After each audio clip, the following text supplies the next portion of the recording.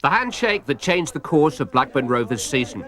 Jack Walker and Kenny Dalglish went into partnership on October the 12th. The famous old club was turning over a new leaf in its history. Nobody could doubt Big Jack's intentions. His flair for business had brought him extraordinary wealth, but at heart he'd remained an ordinary Blackburn fan. When he sold Walker Steel for £330 million, he set about trying to make Rovers as successful. Having got his majority shareholding, Jack Walker then got his man. Kenny Dalglish had gathered all the right credentials at Liverpool, but 8 months earlier, he'd retired from management. The ambition that was stressed to me from Blackburn's point of view, how ambitious we want to be, futuristic, and the stability of the club was the thing that was more of the most important thing in my discussions with Blackburn. Dalglish took charge of a team lying 11th in the second division table. They'd scored 5 goals in their first 6 home games. They scored 5 goals in his first afternoon at Ewood Park. Irvin's done well. In towards Moran, and he's done very well. Sellers. He's only been on the field 5 minutes.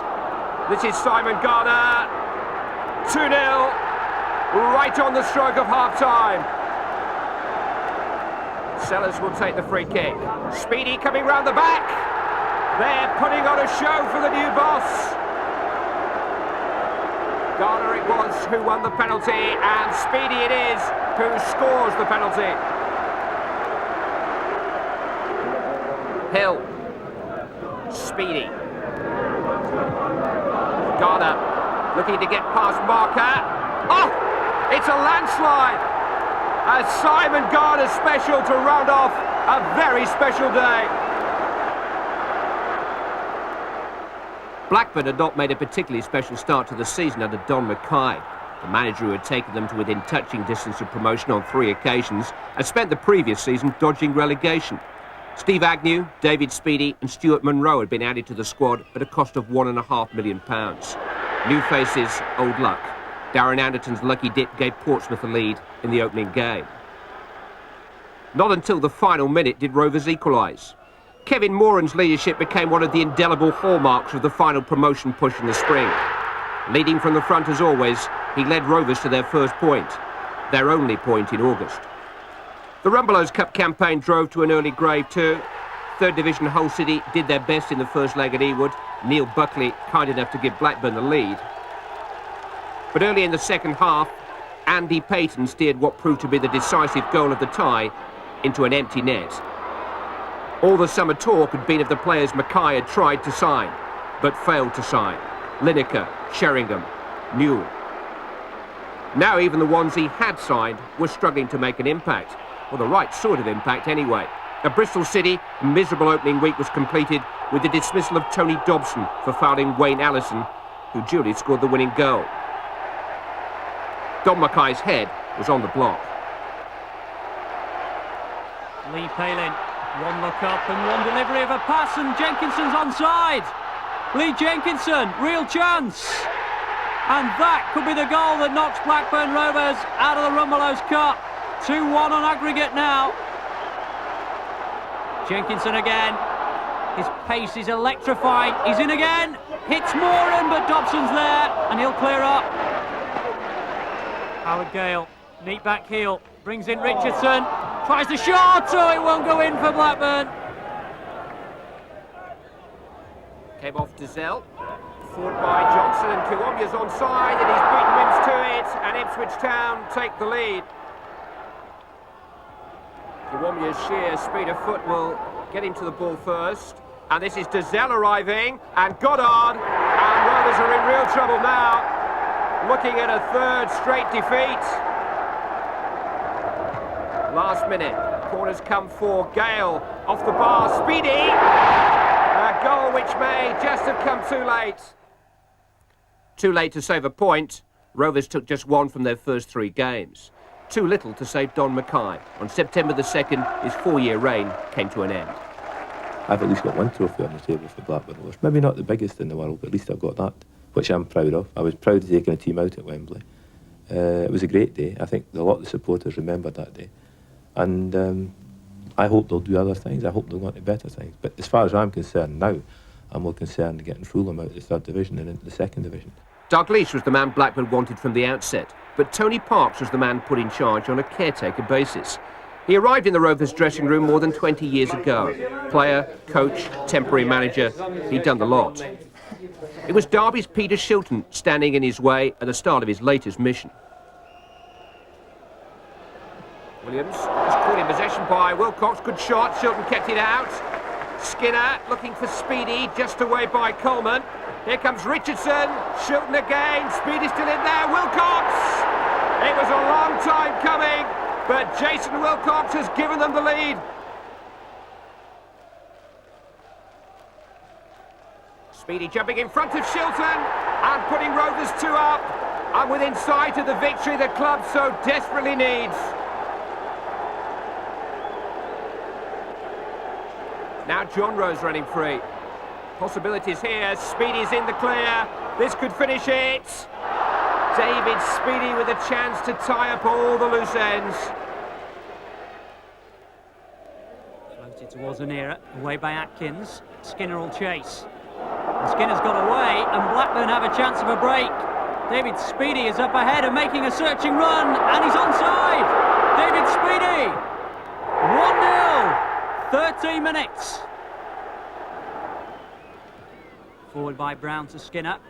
He gives Brown the ball back, and Skinner has it, and Brown's continued the run. Nice interchange between the two of them. Wilcox, the crossbar denies the second. Aspin away, wouldn't come down for John Rose. John Rose in the clear. Garner's peeled away. Aspin's gone with him. Garner's shot, and the woodwork denies them again. Amidst all the money talk, the feeling was growing that the answer to Blackburn's prayers may be sitting on their own doorstep. Sitting in for the impressive list of potential successors, Tony Parkes has successfully tapped into the potential of the existing squad. His third win in 4 games at the helm. It came with a single first-half goal against Watford.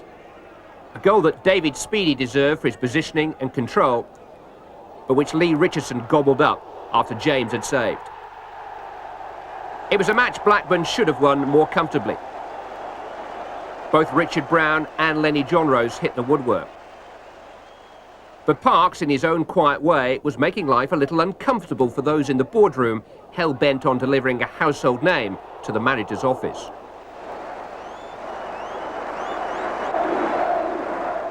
We've no divine right to go on here at Ewood Park and win the game. We've had to work and battle. We've scored a great goal from a tap in the end, but Dave Speedy's chested it down and smacked in a good shot. So, and we've hit the bar a couple of times. So all in all, I think we deserved to win. They didn't make it easy on your nerves, did they, towards the end? No, I think they're testing me now to the full.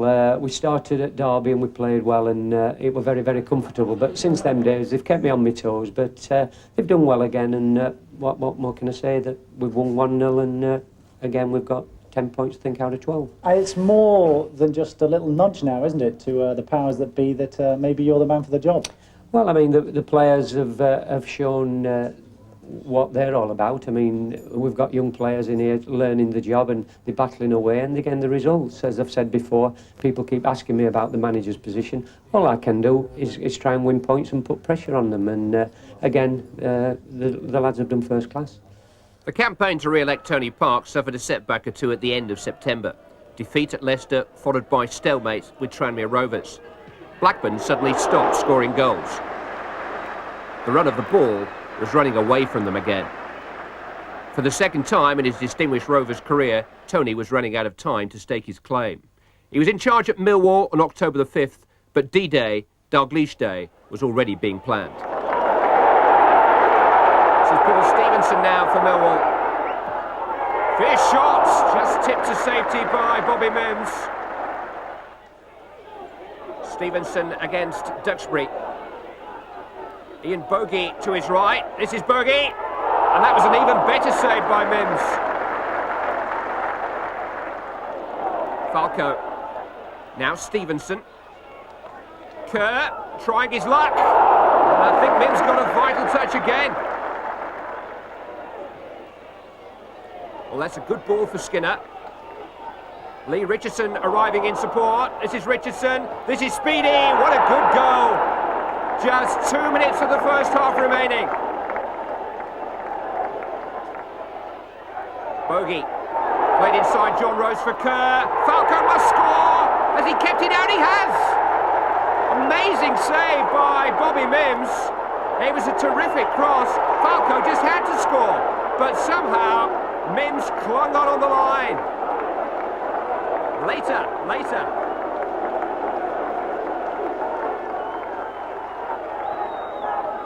Simon Garner. Still got a trick or two up his sleeve. Here comes Lenny John Rose. And that's 2-0 for Blackburn. John Rose has got it. Mick McCarthy taking on a little too much, and Garner can make him pay here. Simon Garner with only the keeper to worry about. No contest. Nobody does it better. Millwall pulled a goal back through Colin Cooper late on, but Tony Parks and Asa Hartford had lifted Blackburn 10 places up the table to within 2 points of the playoff zone. Two key men. But what of the main man? Yes, obviously we're interested. If Kenny Dalglish is interested, we are interested in Kenny. Everybody was interested in Kenny. His return to football was headline news. The King was back, and Blackburn was back on the football map.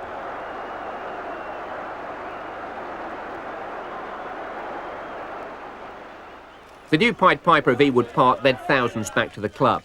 There was only one autograph to have in your book if you're a Blackburn fan. Kenny Dalglish was a big box office attraction. Much of his magic rubbed off on Rovers. Home matches became all ticket affairs. The club shop was the busiest shop in town. At a time of recession, Ewood Park was experiencing a boom. Every well-dressed young man was wearing blue and white. Gates that had slipped below 9,000 were soon up 50%. And results were on the up too. Livingston. Out to Alan Irvine. Having an early look at Jobling. That's a good cross. Garner! Superbly taken. Another gem from the record collection of Simon Garner. McDermott's throw. Woods couldn't quite make it. Reese could. Woods finding Childs arriving on the scene. Gilbert's there, but he's not needed. Childs has equalised. Flicked on. It'll come for Atkins. It was a free header. I should think Scott Sellers is the favourite from this side. Very nearly came off. Sherwood got a touch, or it was goal bound.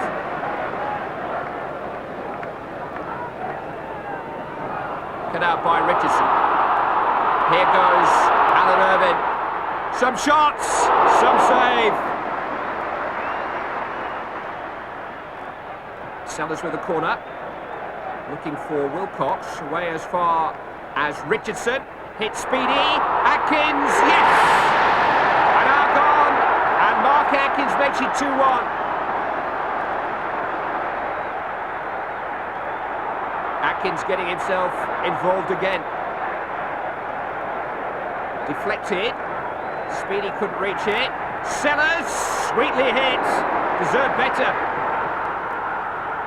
Oh, that's the sort of pass that wingers dream about from David Speedy. Irvine on the end of it. He's turned Jobling again. Wilcox, maybe. Maybe not. Sellers. Wilcox into Garner, got caught there. Wilcox going on. It's a penalty. Simon Garner cut down by Paul Futcher, who can complain all he likes. It'll be Speedy. Post and out. And that one would have closed Grimsby out. Sherwood went the wrong way, but his post never moved. Still 2-1. Keith Hill. Surging forward, brings in Wilcox. Deep ball, Speedy will make something of it. Doesn't he always? Sellers, good save. Garner closing in, Beanie gathers. Nicky Reid. Alan Wright. Popping up, supporting the attack again. Here's Scott Sellers. Wilcox arriving, and Beanie will gather at the second attempt. No, knocked away, won't go in. Alan Wright. Always a buzz when he gets the ball. There's always a buzz when Sellers gets it too, and here's Wright again. He's got himself! Just over the top.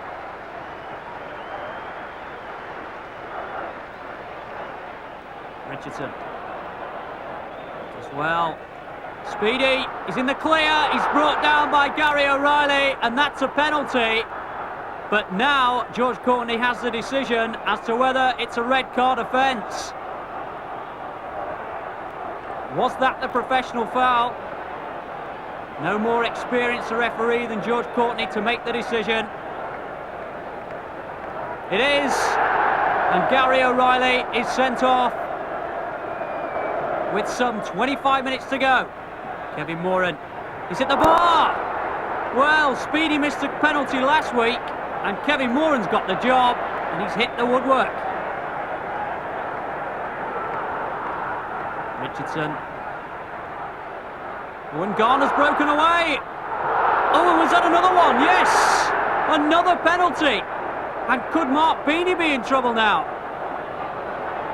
It somehow broke for Garner, and as he slipped by, well, that could be another red card. And George Courtney delivers another blow to Brighton, and a second penalty for Blackburn Rovers. Steve Livingston beats Gary Chivers, the standing keeper, and that's 1-0.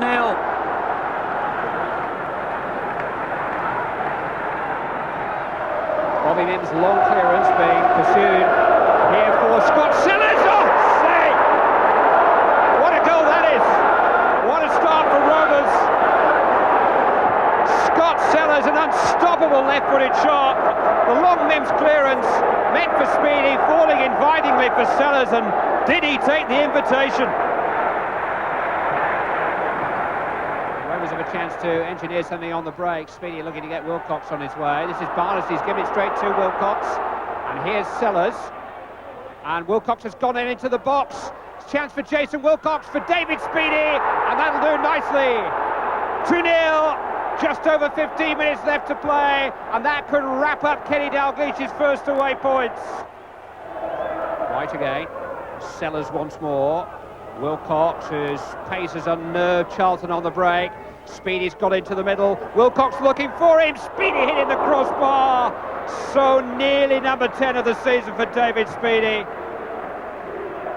Tremendous break. Wilcox's speed and Speedy's sheer appetite for goals. He'd been in charge for less than a month, and Blackburn was 6 points off the pace in the second division. Kenny Dalglish had well and truly arrived, accelerating the recovery started under Tony Parks and making a quick inspection of his inheritance. Within 12 days of his arrival, the buying began.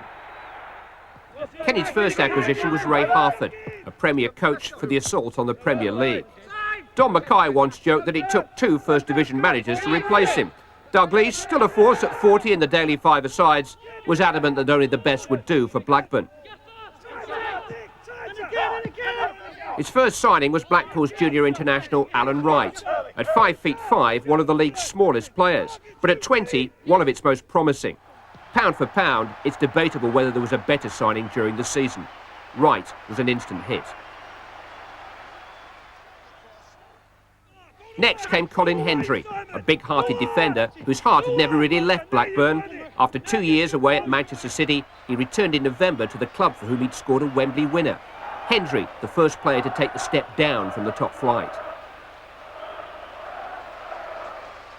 Mike Newell had turned Blackburn down during the summer, but that was before his boyhood idol had moved into the manager's office.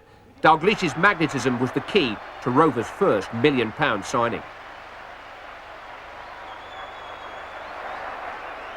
Gordon Cowan's cost a fifth of that, forsaking top-grade football for the first time in his illustrious career to lend his stealth and experience to the emerging master plan. The Cowan signing said a lot about Dalglish's approach to the promotion bid. With respect, if you think of the sort of player that a manager buys to get him out of the second division, you're not it, are you? Well, if you tend to think of the big centre forwards, the big rough players, no. But I tend to look back. I think Howard Wilkinson did this with Leeds when they were in the second division. He bought the likes of Gordon Strachan and bought footballers. And I think this is what the gaffers tends to do here. He's looking to play his way out of the second division, which suits me and I think suits most of the players here as well. But with your knowledge of the First Division or the Premier Division, whatever it's going to be next season, do you sense that the style of football that Blackburn are playing, the type of football is you know, if all goes well, will be suited to that? Yeah, if all goes well. I think there's a lot of teams in the First Division now tending to play a footballing game rather than the long ball game, which, you know, teams, I think there's probably one or two now who are playing it, such as your Wimbledon, who again are not playing nowhere near the style of game that they used to play. But I think the majority of teams are looking to play football, you know, and some good football inside as well. That could put 2 or 3 years on your career, couldn't it? Well, hopefully, yeah. You could have stayed in the First Division, of course. Yeah, I mean, we heard about Coventry City's interest. What was it about the Blackburn Rovers deal? Was it the playing side? I mean, how much did you talk to Kenny about playing style before you signed? Well, once I knew Blackburn were in for me, you know, I had no qualms about coming down to the second division because I think they're a very ambitious club. That was the main reason I came, because the ambition that the Blackburn have showed in getting Kenny Dalglish as manager. Obviously himself being here and Ray Hartford was a big plus factor as well. How significant is the Dalglish factor in the success story so far? I would imagine very significant, really. I think, you know, since he's came to the club, I think there's only been 1 defeat or 2 defeats. I'm not sure. They might have lost one before I came. But obviously he's got things working the way he wants to, and he's got us playing a good style of football. He's bought wisely, I think, in the players he's bought. I'm not saying that because he's bought me, but I think the other players he's bought as well have slotted straight into the style of the game he wants to play. Is there another side to Kenny Dalglish which people don't see very often? You know, he's a very happy person, and he's forever laughing and joking and mickey taking. He's just like one of the lads. Were you a bit surprised by that? I was really, yeah. Nicely surprised, yeah. And he does command tremendous loyalty from players. Yeah, I think he's got so much respect in the game. You know, when he starts speaking on a Saturday afternoon in his team talk, you know, there's total silence and everyone just sits and listens to what he has to say. I mean, I suppose there's only so much more that you can learn about the profession you've been plying for so long, but you can learn from him, can't you? Certainly, yeah. And I don't think he's the sort of manager who's stopped trying to learn himself, because I've never spoke to anyone who's watched so much football. He's forever watching football games, travelling around watching games, and also watching videos and Sky Sports. Any football that's on, he's watching. So this isn't a play thing to him being manager at Blackburn Rovers? Not at all, no. I think he's probably a lot more relaxed here than what he was at Liverpool. He comes across that way anyway. But, you know, he's working hard at it, and hopefully we'll get the right results. Are you enjoying the extra responsibility that goes with being an old hand amongst some people who are new to all this? Yeah, I think... No, I'm just enjoying myself, really. I think if you look back over the years, the times that Blackburn have come close to getting promoted and being in a similar sort of situation as what we are in now, probably not top of the table, but pushing for a place either to get promoted or in the playoffs. I mean, hopefully we can do it this time, because I'm sure we've got enough experience this time on the playing side and on the staff side as well. The blueprint was there for everyone to inspect. No expense spared. Millionaire football came to Ewood Park with Mike Newell's debut against Barnsley. Butler's clearance came off Atkins. Cleared by Wright. Speedy. Sellers. Richardson looking for Newell out on the left. Smith across to try and check Blackburn's smooth progress. Newell got his cross in. Speedy, denied by Taggart. Wilcox trying to get there. Richardson, Speedy, goal! Barnsley just ran out of resistance. They offered plenty. Speedy denied first. Then Jason Wilcox denied. Then Lee Richardson denied. But David Speedy lying in wait. Hill's throw. Newell lost his footing, but not the ball. Hill's cross. Away as far as Atkins. Sellers. Abracadabra. How did he do that? Alan Wright. David Speedy! Not far away from a memorable goal. Redfern. Away from Atkins. Oh, and Bobby Mims had to make a very smart save. That's away by Newell. Richardson. Strong play and a bit of space now. And here comes Wilcox in overdrive. Speed is in the middle. Wilcox going for glory and getting it. 20 minutes to go and a stirring goal from Jason Wilcox.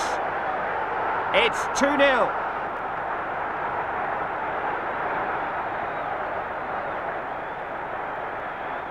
Well won by Wilcox.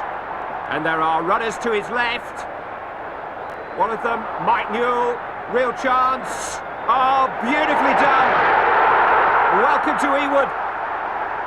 Mike Newell marks his debut with a goal that carried the mark of distinction. This is a real expert at work. The two main Barnsley players in the game taken out of the game by one turn, 3-0. But it wasn't all about big names and big money. Dalglish was investing faith in some of Blackburn's existing assets. Jason Wilcox, reintroduced by Tony Parks, was showing the new manager his paces. The goalless draw at Newcastle was Bobby Mim's third consecutive clean sheet. There was a new organisation about the team. Not word perfect just yet, but able to stand their ground in the division's most intimidating grounds. Homegrown talent such as Keith Hill and Richard Brown were given extended runs. Dalglish, never frightened to tailor his team to the occasion, had made his initial forays into the transfer market and was prepared to stick with what he had for a while. 4 Blackburn players were named in the PFA's second division select team, the gifted Scott Sellers amongst them. Rovers were at home in the best of company. Kevin Moran looking for the right pass and that'll be intercepted by Moen. Hesitation, and suddenly there's a real chance for Blackburn. Here's Mike Newell. Working it in, onto that right foot. Good save from Pears. Sellers closing in, but Pears was alert to the second one as well. Peak caught by Jason Wilcox. Garner, Wilcox, real chance this. Garner's continued the run. Oh, it's gone by. Ripley, never quite sure what he's going to do, but he's very strong and he's holding off Wilcox. And then he's caught by Wilcox. What's the view? Penalty. Karen Barrett, with no doubt that this was a penalty offence. Ernie Slaven, chorus of booing from a big Blackburn crowd, but it doesn't distract him. And 2 minutes from half-time, Middlesbrough take the lead. Sellers, lovely skill, right up ahead of him, and Curtis Fleming's bumped into the back, and that's another penalty. 1 minute after the previous one, Blackburn have a chance to level it up. Mike Newell converts, and Blackburn are back at 1-1. Richard Brown. It's an inviting ball to Mike Newell, who brings it down, all in one go, and smashes the woodwork. Lovely ball in. The control was perfect. The shot just not quite, and the bar denies him. Sellers tried to thread it through, but couldn't do. Might get a second chance. Jason Wilcox. Oh, he's hit the bar, and Garner was screaming for it in the middle. Cowans' corner. Moran's header. Atkins! 2-1. 13 minutes to go. Forward by Cowans. That's not the best of headers from Robbie Mustoe. Reed has got the better of Moen. Chance to seal it. Good save, Stephen Pears. Home wins were arriving almost as a matter of course. Away wins a little less frequently, but they were 2 up in half an hour at Oxford. Scott Sellers with the first. Then after a range finder from Richard Brown, a first from the club from Gordon Cowans. Cowans had made it quite clear that Blackburn intended to play their way out of the division in time-honoured fashion. There was now a pedigree about some of their football that belonged at the highest level. Simon Garner with the finishing touch to a top-quality move. A top-quality win sealed by Newell's cross and Garner's insatiable hunger to extend his club record goals total. Bristol Rovers were next in the firing line. Alan Wright. Newell. Back to Sellers.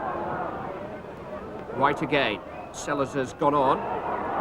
Wright instead coming inside for Atkins, onside and on target. Mark Atkins makes it 1-0. Counts free kick. Touched on by Moran. Hendry. Off the line by Cross with Kelly beaten. Wilcox.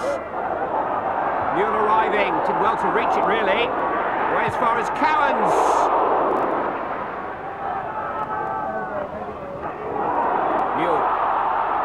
Into the path of Wilcox, who's running right now, and they're queuing up here. Cowans, great save. Atkins, 3-0. 3 goals in 6 minutes, and a second for Mark Atkins. He had one swing at it when Wilcox cut it back. Kelly's save from Cowans deserved a better fate. No sympathy though from Mark Atkins. A goal either side of one from Scott Sellers, 3-0. 2 months after taking over, Dalglish had steered Blackburn to the top of the pile. They stayed there for the next 3 months. The 3 wise men, Walker, Dalglish and Fox, have seen much to get excited about. Tragically, Bill Fox, the father figure of the modern Blackburn, died before they reached the top.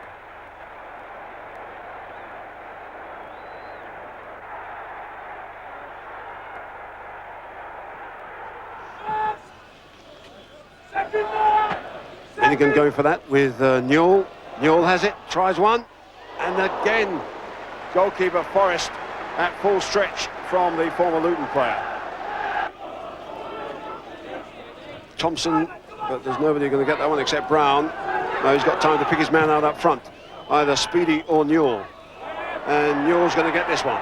Turning away from Walk, it's a great cross, and it goes right. What a goal from Alan Wright. And that's his first for the club. Brilliant turn by Newell, getting away from Walk. It's a lovely cross, but that's a spectacular volley. Thanks to Dazelle. Now Johnson. Kiwomia trying to get at this one. There's Dazelle. Oh, a brilliant save. It's a nice ball quickly forward to Kiwomia, who's with Hendry. Kiwomia turns it. It's away by Moran. Only to Witten. Can he chip it up to Dazelle? And there's the header from Johnson.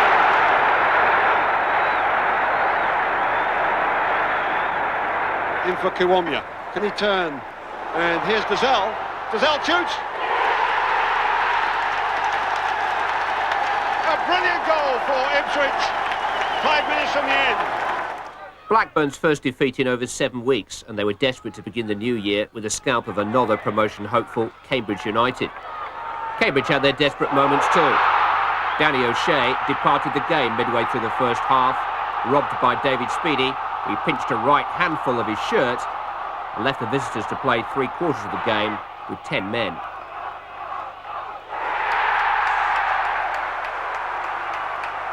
To add to his misery, it was Speedy, surprise, surprise, who gave Rovers the lead. Sculptured by Mike Newell and Mark Atkins, and finished with a flourish by the one and only. Celebrates like he plays, doesn't he? Cambridge play one way and one way only. Bailey's corner, Chappell's header, no more than the visitors deserved in truth. But 3 minutes from time, Chappell handed back the advantage that he'd taken. Atkins forced a mistake out of him, and Nicky Reed, on as a first-half substitute, did the rest. 1992 was always going to be a big year for Blackburn Rovers. It started with a win carved out of the dying minutes of a game Rovers could have lost. They need more of that kind of spirit before the year was out. Scott Sellers breaking loose, just loves to run with the ball, and he's got Bristol City in retreat here. Great run by Sellers. Mike Newell, a goal in 2 minutes. Speedy. Newell. Speedy's gone on. That's a teasing cross, and Martin Scott has turned it into his own goal. Right cross. Away as far as Wilcox. Atkins. Mike Newell. Oh! Caught hold of that one all right.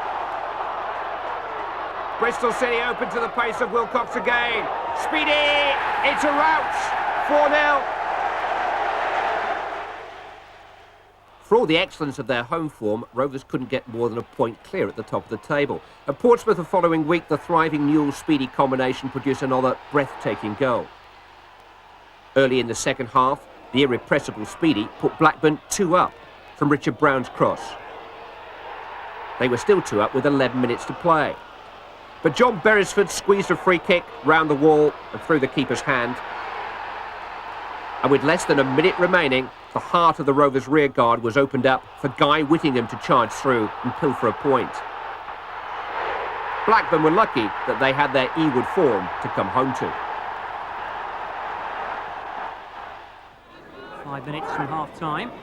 As its corner was cleared, Moran. Driven in by Kerslake.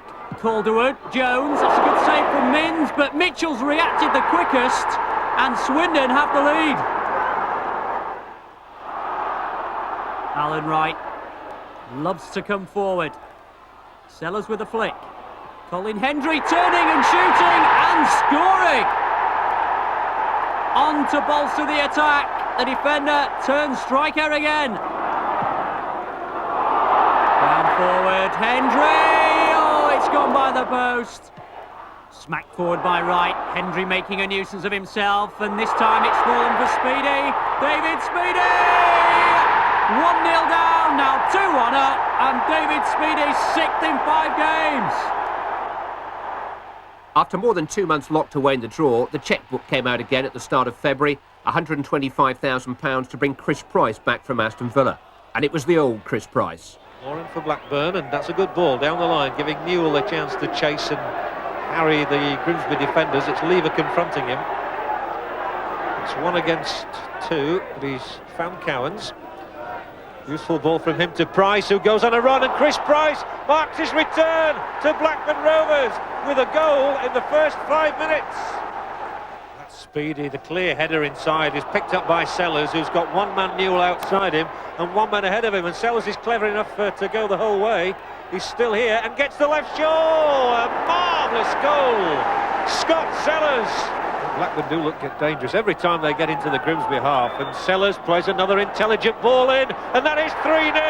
That's an own goal, I reckon. Although Jason Wilcox is taking the credit, I think it may well have gone in off Kevin Jobling.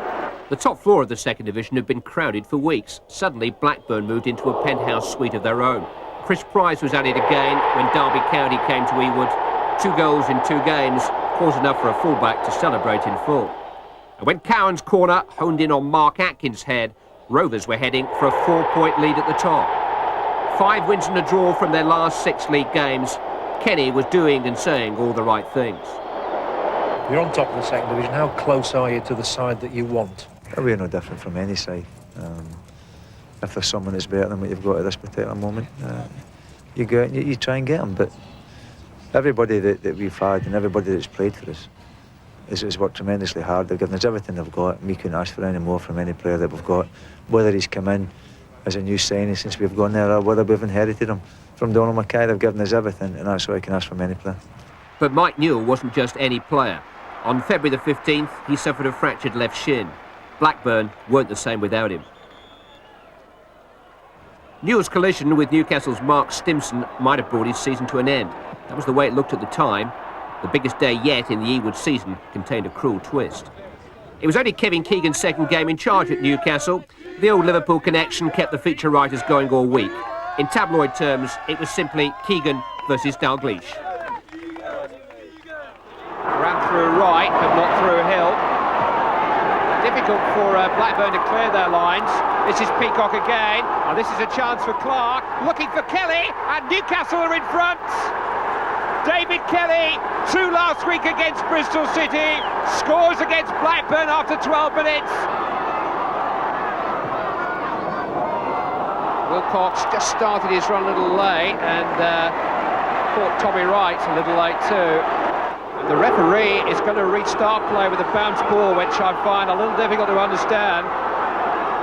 Newcastle are absolutely furious about this. They felt the goalkeeper Wright was fouled there by Wilcox. The bounce ball falls Newcastle's way, but this is Brown. And there's a chance there, and Speedy's taken it. It's an equaliser for Blackburn with 3 minutes of the first half remaining. Kelly caught in possession by Cowans.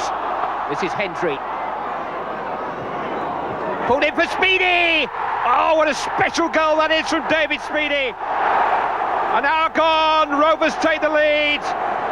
A memorable strike from their leading scorer, David Speedy. Number 18 of the season. A spectacular diving header.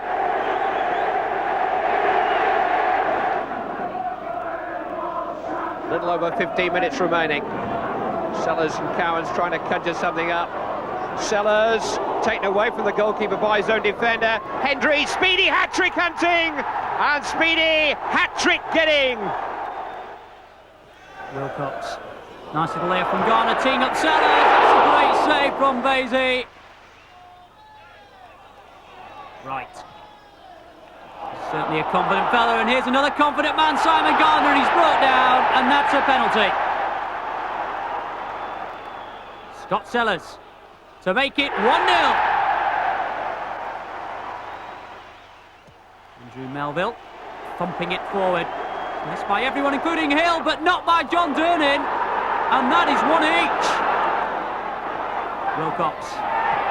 Sherwood, lovely ball, Simon Garner, and he's had another penalty, it is. Andrew Melville fouling. Scott Sellers saved. Vasey gets right. Lowly Oxford ended a run of 12 consecutive home wins since Dalglish's arrival. All good things come to an end sometime, but a 3-0 defeat by Bristol Rovers suggested the start of something. As quick as it all came right, it all went wrong. Possibilities for Benjamin. Moran and Cowans are there, but this is Ansar, and that's 1-0 Southend. Totally against a run of play. Jones. Cornwell. Austin. Hung up for Angel, and Brown's lost it. Brett Angel, problems, big problems. It's 2-0 to Southend.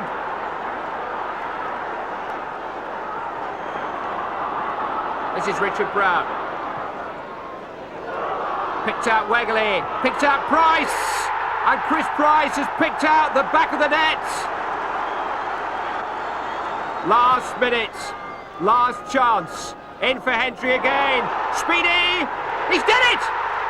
David Speedy cuts through the tension to ease Blackburn back on terms.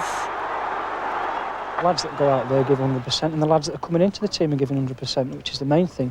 We have got good players that can come in, but you know, we don't feel. People keep talking about pressure. We don't feel any pressure. We just go out there and play to the best of our ability, and if that gets us results, then that's fair enough. Kenny Dalglish certainly wasn't about to sit around and let it happen. Roy Wegley, Duncan Shearer and Tim Sherwood signed at a total cost of £2.3 million. It produced something of a false dawn. A 3-0 victory at Brighton, triggered by emergency striker Colin Hendry. Teeing up the first for David Speedy, celebrated by Roy Wegley. And then backpedalling unchallenged, Hendry headed in Alan Wright's cross to make it 2. The long trip south appeared to be a road to recovery. It was all smiles again. Jason Wilcox ushered Wegley forward to score his first for the club, and it looked like the parachute had opened just in time. Their first win in 6 maybe, but Blackburn was still on top, still on course. One or two of their rivals had games in hand, but it was unthinkable that Derby County, 11 points adrift, would be eventual playoff opponents. We're professional players, we know our job, professional people know our job, and you know, we do it to the best of our abilities. We're up at the top of the league on merit, and it's up to us to keep playing in the manner that got us to the top of the league. You know, I mean, the press and the media have, you know, talked about Blackburn winning the championship for long enough now and getting promoted, so it's not just last week that it's the pressure's been on. But the worst was still to come. Unbelievably, inexplicably, Blackburn lost their next 6 games. The roller coaster was heading down. Injuries there for Blackburn. Just strong enough too. Brown breaks off Palmer. Broken for Lee. 10 minutes gone in the second half, and Charlton are 1 up. Now that'll break for Leeburn. Leeburn, chance to seal it. And he has sealed it. 2-0. Games that Rovers had the possession and pressure to win 2 or 3 times over were slipping through their fingers. Duncan Shearer's debut goal at Barnsley wiped out by 2 second-half replies. The headline writers closing in on every detail of the disaster. Rovers travelled to Watford and ran into the form team in the division. Roy Wegley's goal couldn't avert another defeat. It was one thing after another. Against Wolves at Ewood, Blackburn again took the lead. Shearer frustrated, Sellers elated. But it wasn't enough. With Bobby Mims out, Matt Dickens made his debut in goal. In the last minute of a nervous baptism, Paul Birch charged his arm from way out, and Dickens' luck was completely out. It was becoming a familiar story. I think everybody's edgy. I think we're edgy for that win. You know, it's 4 defeats since I've come here, and I'm not sure how many have been beaten, you know, beforehand. So obviously, you know, if I said the confidence wasn't low, then I'd be lying. But that's nothing that a win won't be right. But Blackburn had forgotten how to win. Lady Luck had forgotten her way to Ewood Park. Kevin Russell onside, Mims out to meet him. Oh, only into the chest of Russell. What a chance for the substitute. He's run it in. Rovers had been run clean out of the playoff places, 13 points adrift of the new title pace. It's always difficult when new players come in and people have to start playing with different players, but we can't make excuses. We've had a couple of injuries and we've got a big squad. We've got a bigger squad as anybody in the league, so at the end of the day we're not making excuses, and you know, we've only got ourselves to blame if we don't do it. The vultures were circling. It seemed like Rovers against the world. But Rovers were ready for the fight. It's the same anywhere in the world. Wherever the money is, people want to cut you down, no matter who's in charge. So we're all aware of that, and we just have to take it in our stride. Just when the rest of football was standing over them, waiting to count them out, Blackburn began the fight back. Here's Alan Wright, looking for support. Wilcox has shown for him, and that's where it's gone. Here's Wright again. It's a beautiful ball in, causing trouble, and Mike Newell levels it up at 1-1.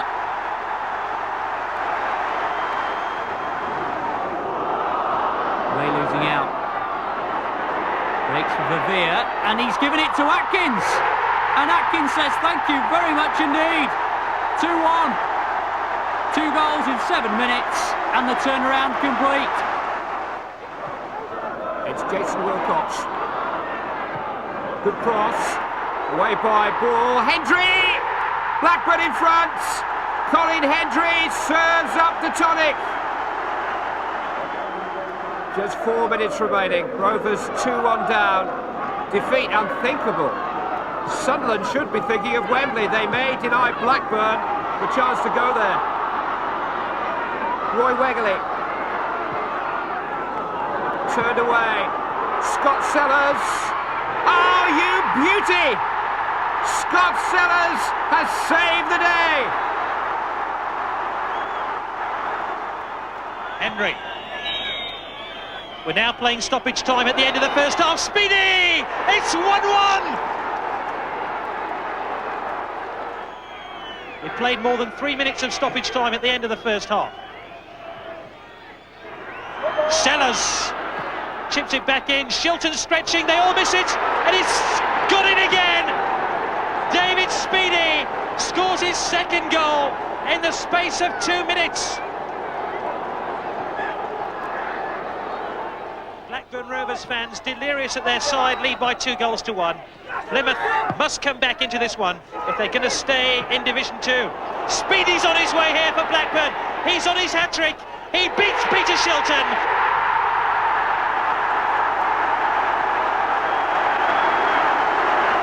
It's certainly the goal which will take Blackburn Rovers into the playoffs. Rovers fans didn't know whether to laugh or to cry. Sixth place was good enough for the playoffs and a semi-final with Arthur Cox and fellow spenders Derby County. But Blackburn had been through the playoff ordeal 3 times without a stroke of luck. Here we go again. As soon as Ted McMinn puts the ball down, Simpson will take the quick free kick. It's into Gabbiadini! Marco Gabbiadini gives Derby County the lead inside 3 minutes. This is Paul Williams. And now Paul Simpson. Johnson has made a run down the inside leg channel. There's outstretched Hendry and Mims is committed. And Derby are 2 up.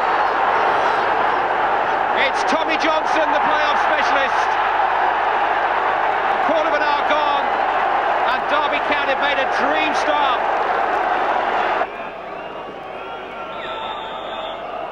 It looks like Scott Sellers. It's there! Just the break that Blackburn needed. 10 minutes before the break, and Scott Sellers' deflected free kick gives hope to those fans again. Oh, what a precious goal. Broke off the wall, wrong-footed Sutton. Cowans. Newell has drawn wide. Hendry and May are still in there. Mike Newell. Good shot! Oh, what a time to score! Last minute of the first half. Blackburn Rovers draw level with a gem from Mike Newell. Cut inside, fancied his chances, and why not? Headed by Coleman. Cowans and Atkins and Newell, and it's fallen for Atkins off Comin, and a great chance here for David Speedy, and Blackburn Rovers are in front at last.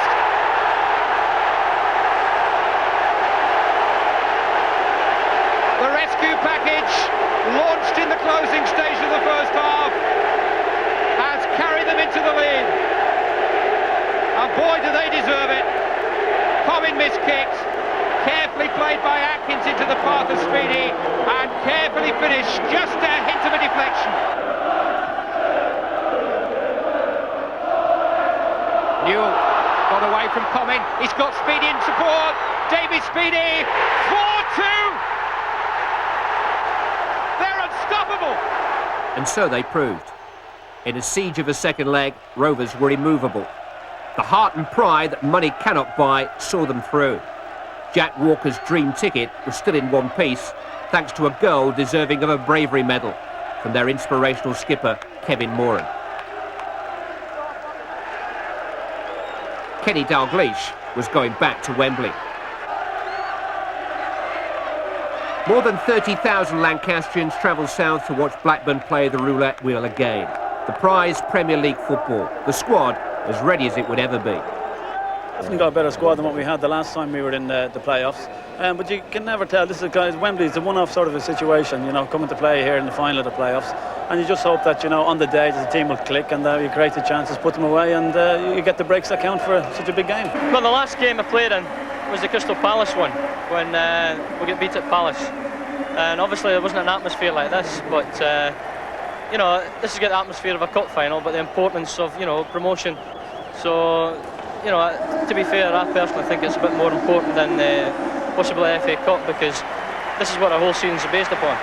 The players, the fans, the club refused to be denied this time.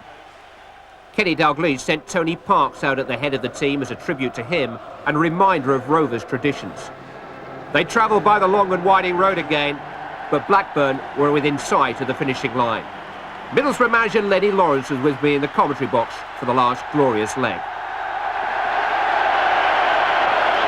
Both Moran and Hendry are forward. Sellers and Atkins are lining themselves up. Mark Atkins will have the first run at it, and he bounced awkwardly in front of Muggleton, and he just had to fend it off. Skidded a little bit, Mark Atkins' free kick. Muggleton looked a little nervous. Mike Newell. Not quite sure that's what he intended to do, but it was very well executed, and he's won himself a free kick. Certainly bamboozled Steve Walsh. This is Sellers, accelerating away from Thompson. Never frightened to have a crack, Scott Sellers.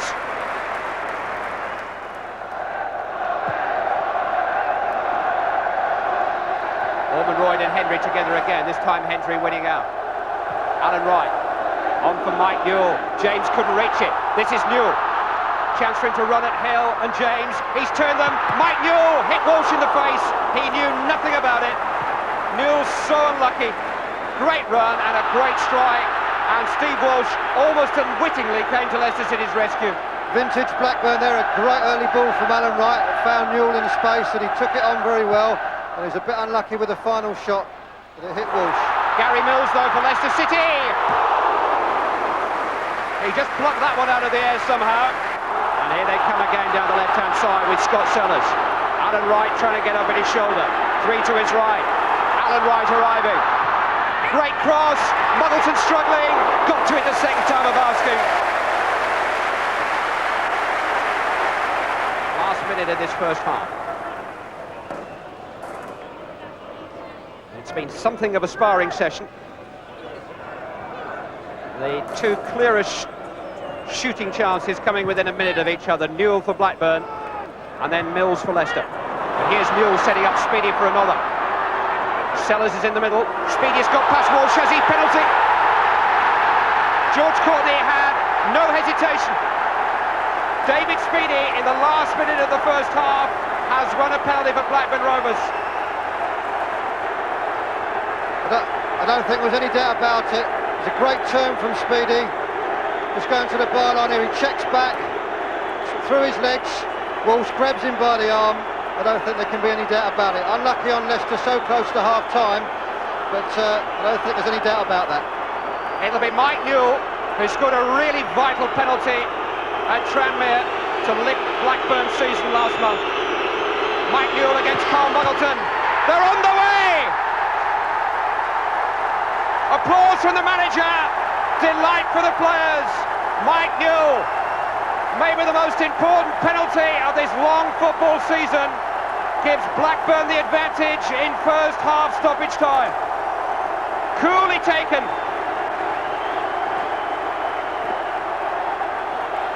Hit the corner. Mike Whitlow will take the corner. The Air Force is forward. James and Walsh are in there. It's towards Ormond Royd. It found a way through to James and somehow found its way over the crossbar and away to Blackburn's safety. Alan Wright getting the pat on the back.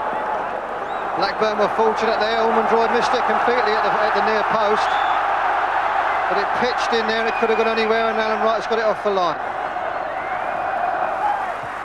Whitlow with the free kick.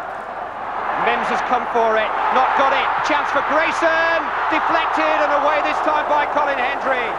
Two goal line clearances in the first 10 minutes of this second half, keeping Blackburn in front. First right, that time Hendry. Bobby Mims has come there for the cross, not quite made it, just got a palm to it. It's dropped conveniently there, but there's about 5 Blackburn players on the line and they've scrambled it clear.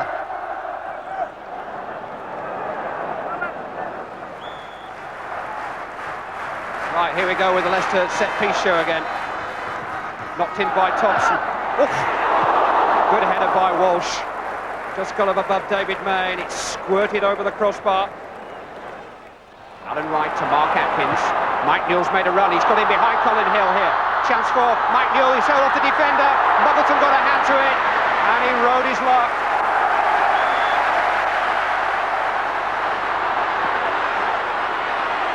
Mills has made a run down the centre, space for G on the right-hand side. Beautifully delivered by Thompson. This is Phil G. Crossed in towards Ormond Royd, Russell's there, great clearance by Hendry. Atkins, Newell, Sellers a passenger for the moment. Newell trying to play Atkins in. What a chance for Mark Atkins, brought down was he? Yes! It's another penalty. Mark Atkins has won it. Last 6 minutes. And Blackburn Rovers are one kick away from the Premier League. I should think that Mark Atkins is the only player on the Blackburn side, or maybe on the tripod, who had the legs to make and the determination to make that run. He's got himself in behind the defence. Yeah, looks a penalty. There are 5 minutes left on the clock. It's Mike Newell for the second time. Oh, beaten onto the post by Muggleton. The drama just never stops. Leicester throw. Orman Roy. Mike Newell back defending, everybody back defending. Thompson in towards Walsh, headed by Moore, and who else? Gary Mills. The referee looks at the watch again. That's it. Going up, going up, going up. Blackburn Rovers have made it at last, and the great Ewood gamble by Jack Walker on Kenny Dalglish has paid out the Premier Prize. Mike Newell's goal did it. Blackburn promoted to the Premier League. They've gone round the houses to get there. But after more than 25 years out of the big time, they've sealed their return on the big stage here at Wembley. And the broadest smile in football belongs to Kenny Dalglish.